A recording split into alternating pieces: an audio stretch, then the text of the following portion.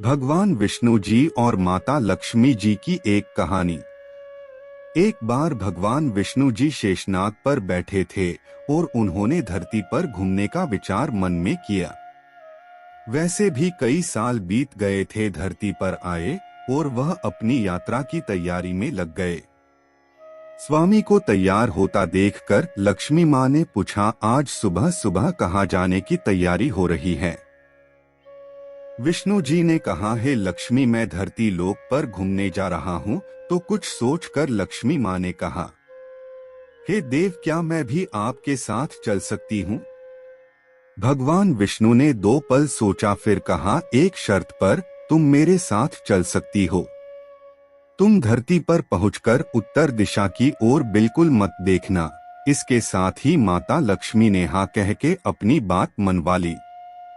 और सुबह सुबह माँ लक्ष्मी और भगवान विष्णु धरती पर पहुंच गए। अभी सूर्य देवता निकल रहे थे।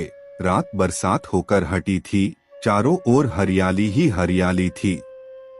उस समय चारों ओर बहुत शांति थी और धरती बहुत ही सुंदर दिख रही थी। और माँ लक्ष्मी मंत्रमुग्ध होकर धरती को देख रही थी और भूल गई कि पति को क्या वचन देकर आई है।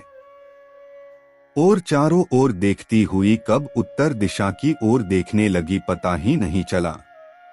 उत्तर दिशा में माँ लक्ष्मी को एक बहुत ही सुंदर बगीचा नजर आया और उस तरफ से भीनी भीनी खुशबू आ रही थी और बहुत ही सुंदर सुंदर फूल खिले थे। यह एक फूलों का खेत था और माँ लक्ष्मी बिना सोचे समझे उस खेत में गई और एक सुंदर सा फूल तोड़ कर लाई। लेकिन यह क्या, जब माँ लक्ष्मी भगवान विष्णु के पास वापस आई तो भगवान विष्णु की आंखों में आंसू थे। और भगवान विष्णु ने माँ लक्ष्मी को कहा कि कभी भी किसी से बिना पूछे उसका कुछ भी नहीं लेना चाहिए और साथ ही अपना वचन भी याद दिलाया।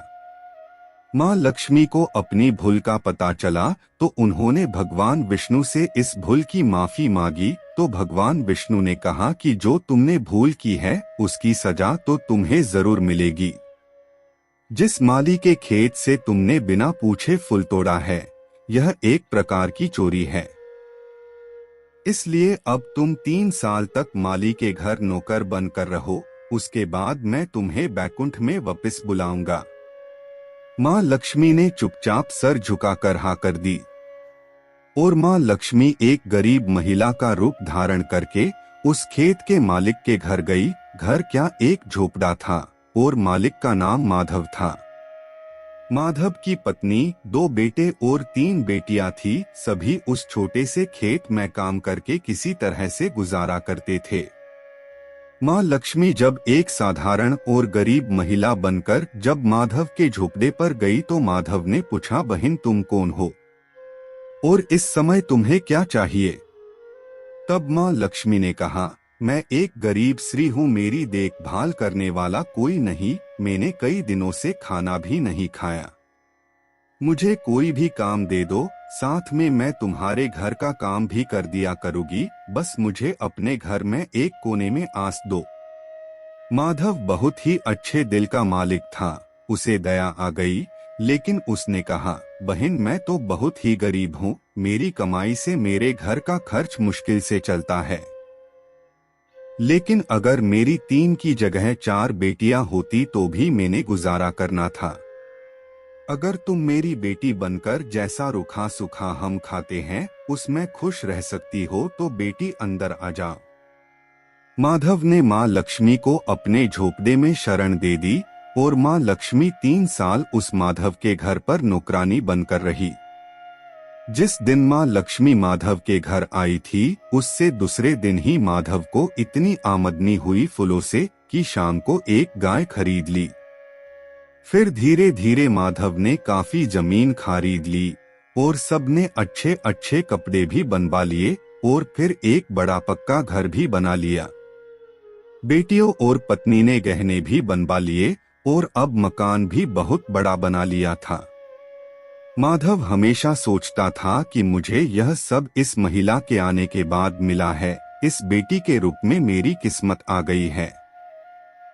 अब 2.5 साल बीत गए थे लेकिन माँ लक्ष्मी अब भी घर में और खेत में काम करती थी। एक दिन माधव जब अपने खेतों से काम खत्म करके घर आया तो उसने अपने घर के सामने द्वार पर एक देवी स्वरूप गहनों से लदी एक महिला को देखा।